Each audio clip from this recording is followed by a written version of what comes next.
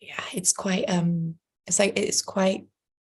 not, I wouldn't just say vulnerable, but I'd say there's a grieving, because it's been gone for so long. And I'd say one of my biggest blocks still, even with teaching, medical intuition for, gosh, almost 5 years straight now, um, that was one of the biggest things. It was actually the first past life trauma that came up for me when I had my spiritual awakening, was being out gathering herbs and being part of a big family that all of us were plant workers. And it must have been around the 1800s in France, but literally coming home and the home having been barred and my whole family being burnt inside the house. And that was where I can remember the vow of, like, never again. I'm not going to spend my life serving humanity that's gonna kill my family. And it was that vow shifting that allowed me to go back into the healing work. And even just I think 3 days ago, I was doing a lot of research because I'm creating the list. So all the plant protocols, the healings for the students. And so much has been, like you said, like, just destroyed. Plants that can cure over 100 diseases, the spiritual virtues that they represent, the way that they interact with the emotional and spiritual body, the cycles of the moon, the seasons of life, right? This knowledge that's been thankfully still preserved by the more ancient cultures like the Indian and the Chinese, and they're still alive in some way. But like the Western culture, gosh, practically all evidence of what we used to hold as our medicine for our people was wiped out. And there is a grieving process, when you reconnect with that, because every plant you need to heal, every season of your life and of your mind is right there. It's in your back garden. It's not some faraway place. It's not somewhere across the world in a different culture. That silence is deafening. Mm-hmm. Like I said, where there used to be singing. So I am, there's still so much to do. I think it's really interesting, though, that these times we're in right now, it just feels so. I mean, I know I've talked to friends who aren't necessarily on the sort of spiritual path, and they feel really frightened and really scared and sort of believing the hype that we are fed by the media and things. But I really feel like this is happening for us, and that actually more and more people are like having their little lights switched on. And, the intuitive gifts, we're all intuitive, but we kind of numb it out and suppress it. But also the ways of, so many people went to the doctor for the doctor to fix them, when actually we have so many ways of listening to our body and figuring out, what needs to happen. We try and go all the time without any actual rest days. And some of the things I ask my clients to do is like, take a duvet day without being ill. Like, give yourself a chance, particularly at the new moon when the energies are low. Just, hunker down. And if you have a job, then just make sure, at the end of the day, or you've got time at the weekend to kind of catch up and replenish and really look after yourself. And the more you do that, the more you build that trust in your body and in your energy, and you are held, and you can think of things that you do each day to like raise your frequency, to expand when it's time to expand. And you won't need to go and take the pill so much from the doctor. You've got the power within you to like tune into your healing ways, to do the things that are good for you. So we are more empowered by our own health, and we're not just giving that, to someone else, like, hey doctor, can you fix me please? Because often, when there's a crisis, great, broken bones and things like that, total respect. But actually for things like bad backs, like, they can't do anything. They can just kind of give you a painkiller. I mean, that's a sweeping generalization. Sometimes they can help, but actually what your back might benefit from is a particular type of physio-based yoga and to heal. And often your body is telling you something that you really need to listen to. Back and, like you said, support and courage, right? Finding your spine to be who you are in a world, like I said, constantly tells you to be quiet, be thin, be submissive, be somebody else, to be accepted, especially, like I said, for women. Support with childcare as well causes so much lower back pain. And then support sexually, which is, please pretend and put on a mask that you're having an orgasm every 2 seconds instead of actually being present with your body. So there's so much that comes out the base and the spine. And like men have testosterone. So the reason that the work weighs is the way that it, like, we produce higher levels of testosterone 1 day a month when we ovulate, 1 day. And we have that boost of energy. They get that every single goddamn morning, right? So we're trying to work like a guy instead of working the way in our cycles, right? It is women. We're not guys. We're just not men. Women are women. We have a completely different hormonal makeup for a reason. So I completely, the resting thing, especially when you've been told that your whole worth comes from work, for women, I think it's a killer. I think it's a huge reason for female cancer and things like that, because we're so angry that we are not being allowed to rest, and that nobody acknowledges what we're contributing, and that the work that we do is invisible, because the research is it's in. And when women work, we do double, because we work, we come home, and then we do the house, we do the kids, we do everything else. Whereas when a guy works, he comes home and that's it. It's not 50-50. It's like 50, 150, 50, 200. And that resentment is real. It's not invisible. They call it the invisible workload, but the resentment is not invisible. So it's very much, like I said, coming home to pulling back and resting. And gosh, I think there is a big shift, particularly towards, like I said, the question around stay-at-home moms. There's a huge shift on TikTok. There's a huge shift on the internet, especially with the short videos, with what they call trad wives, with literally wives returning home. They call them traditional wives, right? And women going, no, I'm not a feminist, but I'm not doing 50-50. You're providing and I'm doing the housekeeping and the kids and everything else. And there's a huge push, and they call it the fourth wave of feminism, or the fourth or fifth wave of feminism, for women to be valued for what they do, not for what men do.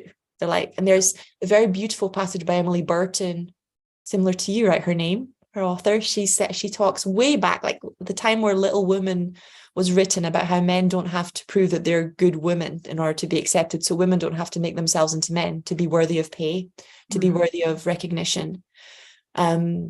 But France, I think it's not Amsterdam, it's Norway. There's 4 or 5 countries in Europe which have already recognized and do pay women salaries to stay home and mother their children.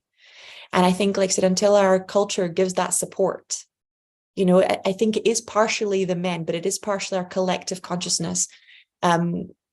It's there's no way of getting around it. You shouldn't have to sleep with somebody to be financially provided for and take care of your children.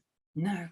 And we all have so much healing to do around money and, self-worth, men and women, because so many people have a real issue. And I know, the family I was brought up in, and I think it's quite a British thing, is you don't talk about money. It's like money is the really hush word. And it's like, actually, we all need to be, our children need to be learning around money, and money, as in the energy of money, is just an energy. It's just a currency. And it's not this evil thing that can cause you to go towards the devil. And, all of this stuff that we're taught. And, the people who have lots of money can get really big egos, and then they get ill because they're actually living this sort of false life where there's not that real love and connection. So this money healing, this wound around money, and I think so much change is happening around this. And, it's just an energy, and we just need to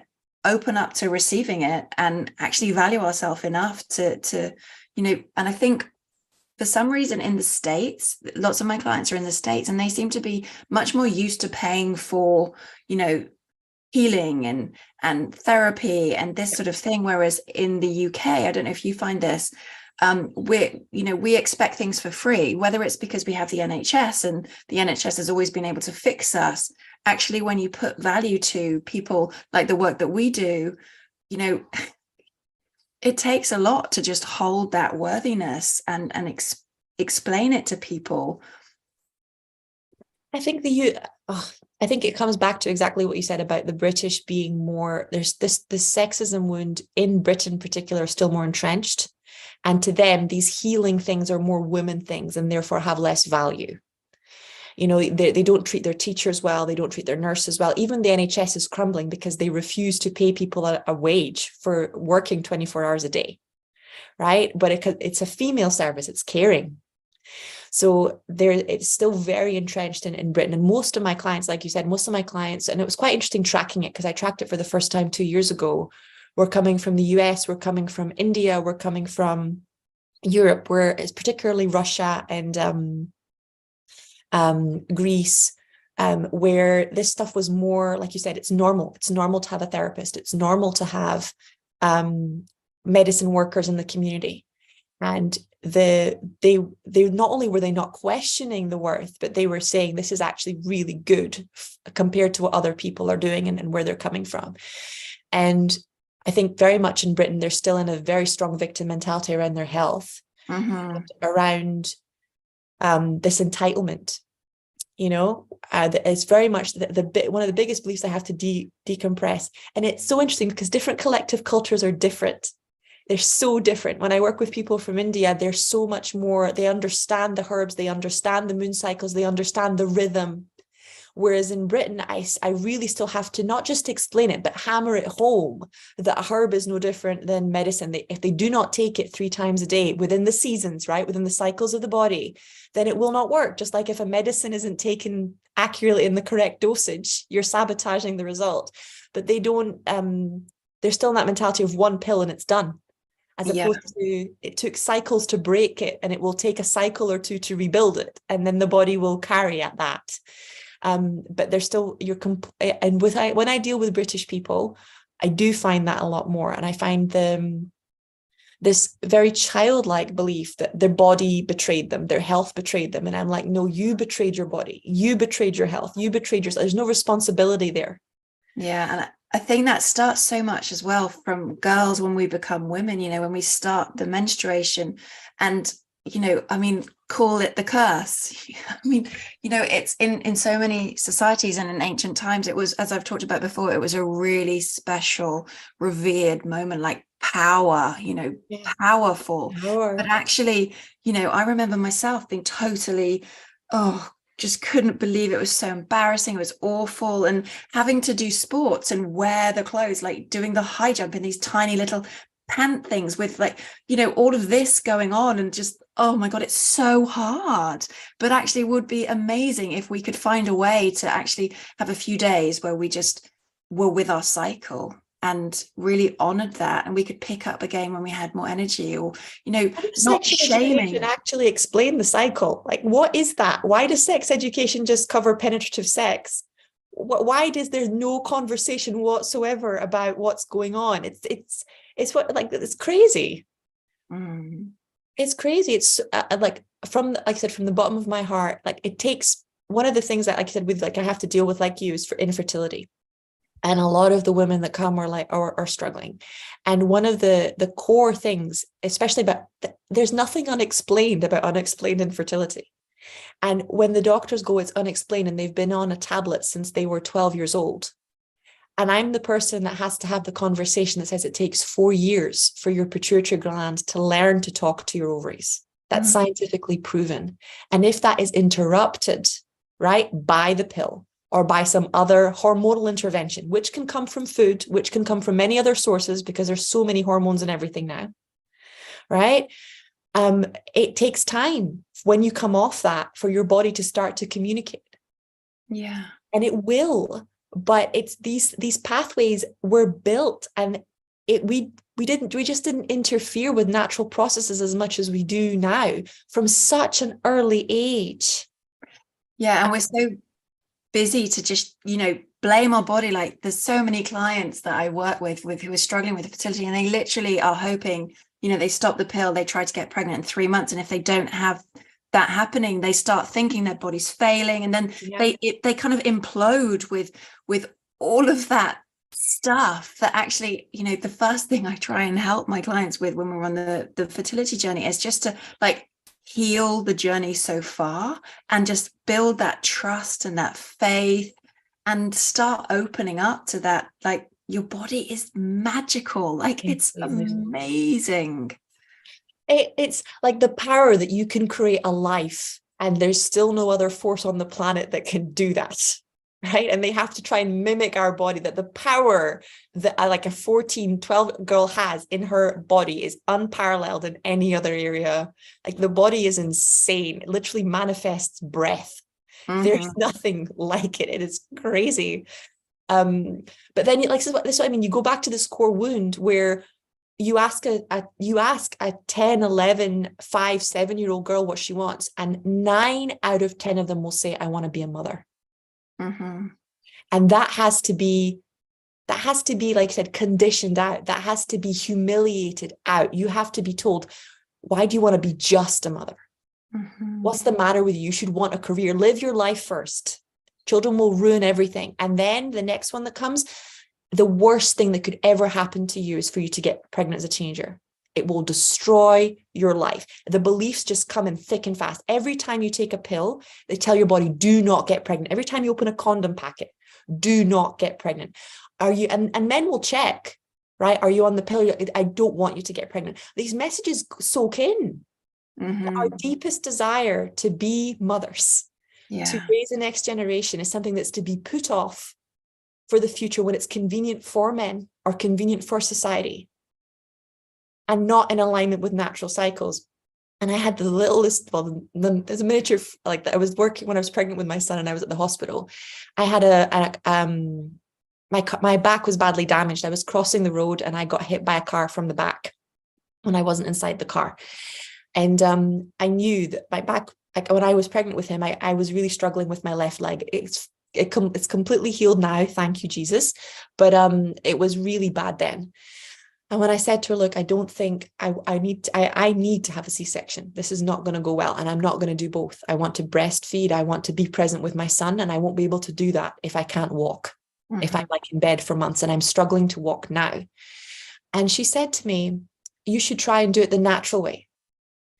And I looked at her and something in me, I just said, there's nothing natural about this. It's like natural would have been me having a baby at 17, 19, 25. This pattern has been interfered with by the patriarchy, who won't provide for a child until I have enough to provide for it myself. And now you want to shame me for natural. Like, are you kidding me? There's nothing natural about this. Even even my limbic system of my brain is not as flexible as it would be when nature had intended for this to happen. So don't call natural when it's convenient for you. And then literally silence my desire to have a baby until it's correct for you. It's crazy. You know? Yeah. Sorry. No, so much that has been such a juicy conversation. I think there's one thing that's just popping back to me. And it's, so many people don't engage in the spiritual world, the spiritual part of themselves. And, you know, we're only alive because we have breath in our body and we have spirit breathing us. And it's just remembering, like, whatever path you're on, whether it's like, you know, into that like 9 to 5 or longer hours or whatever, you are still like, you have a soul in your body. And when we get our soul to be the leader of our life, we can really open up to more magical ways to be guided, the inspiration. And the breath is the most important thing in us. You know, the first breath we take when we're born and the last breath we have. You know, I remember when my mum was poorly and she died, I remember spending the last evening with her, lying by her side, and her breath really slowed. And my brother and I were actually in the room and we were just listening to each breath, because we knew that was the life in her body. And it was, you know, we take our breath for granted. It's the most magical and amazing thing. And it all just happens to us whilst we're driving a car, whilst we're doing whatever, but really honoring that breath and that gift of life within us. That was so beautiful. I think I'm going to end it there on that powerful note because it was the perfect, most amazing thing. So if you want to find Emma Burton, guys, we're going to have the links to her website, to her programs, to her free offering underneath the video. I have enjoyed our conversation on an insane level. It's been an absolute honor to have you. Yeah, please go and see what she's offering and see what she's doing. She's an absolute powerhouse. Thank you so much for being with us on the podcast. Oh, thank you so much for having me. Thank you.